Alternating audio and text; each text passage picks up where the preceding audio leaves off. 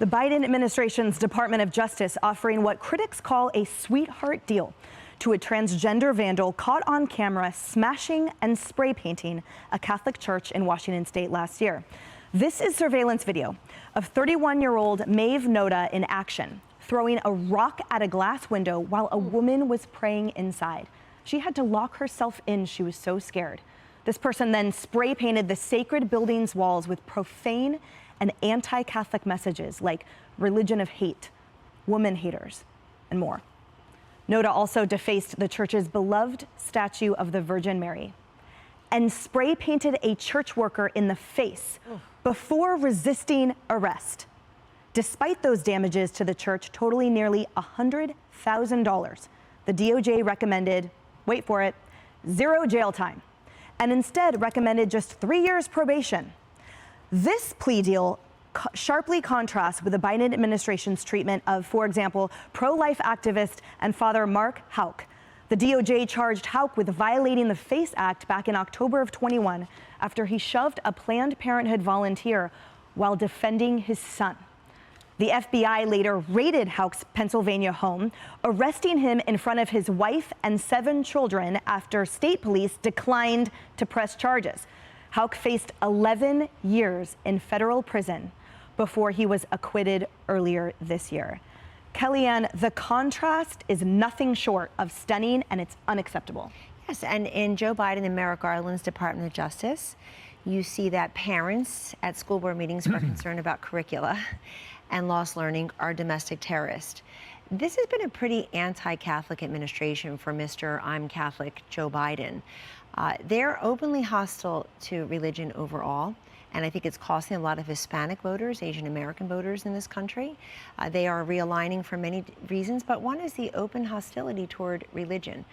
Look at the treatment of Amy Coney Barrett, who is eminently qualified to sit where she now works in the United States Supreme Court. She went there with not a single Democratic senator's vote, even though when she went to Senate confirmation, they dressed her down about her Catholicism.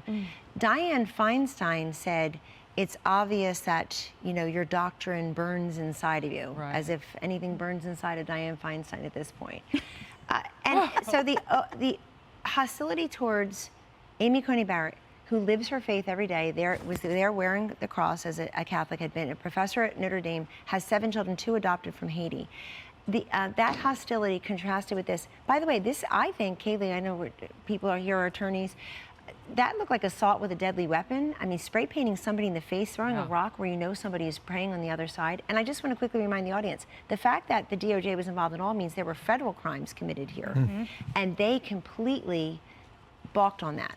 That's absolutely right. Thank you for that. Kayleigh, not only are these hate crimes, but yes, not only did this person spray paint that churchgoer in the face, which is absolutely an aggravated assault and can be a felony in Washington state, but that person also, with a backpack full of spray cans, beat and shattered the police vehicle when they were resisting arrest. And yet somehow that's characterized simply as a vandal.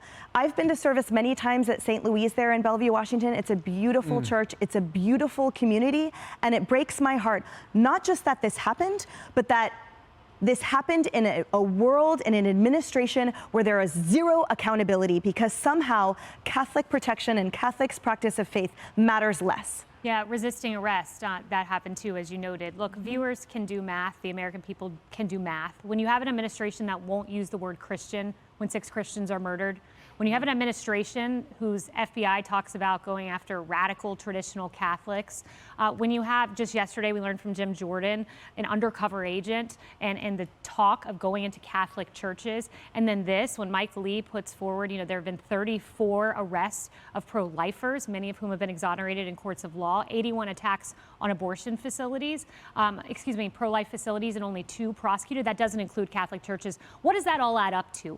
An overt anti-conservative, anti-Catholic, anti-Christian bias on the part of this administration. It's not that hard. You just add up the pieces and you see what they equal. Wow. And yet this persecution, Kayleigh, is considered a complex, a fabricated one in this country, but if you leave this country, then it's accepted as an actual phenomenon.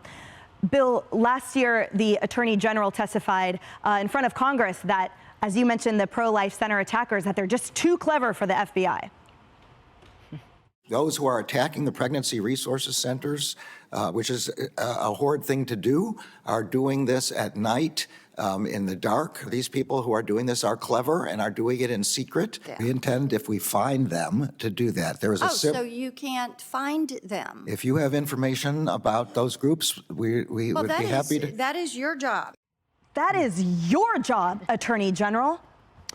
I guess they didn't see all the TV cameras out there when that was happening, right? I was just looking at this story out of Washington State.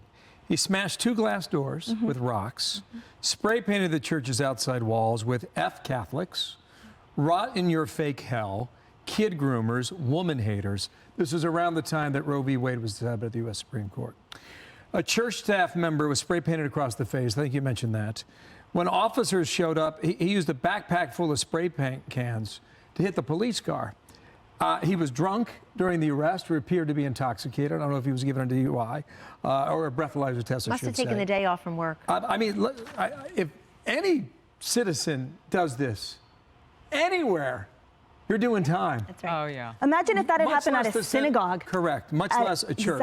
Exactly. It is appalling, Harris, and yet that was explained away by saying, oh, this person was intoxicated and angry about Roe v. Wade, but nothing excuses anti-Christian, anti-any religion hate crimes, and that's what this was, and this administration lets him get away with it. I would say maybe the only people, you know, in our country right now who understand this at the level of Christians are in the Jewish faith.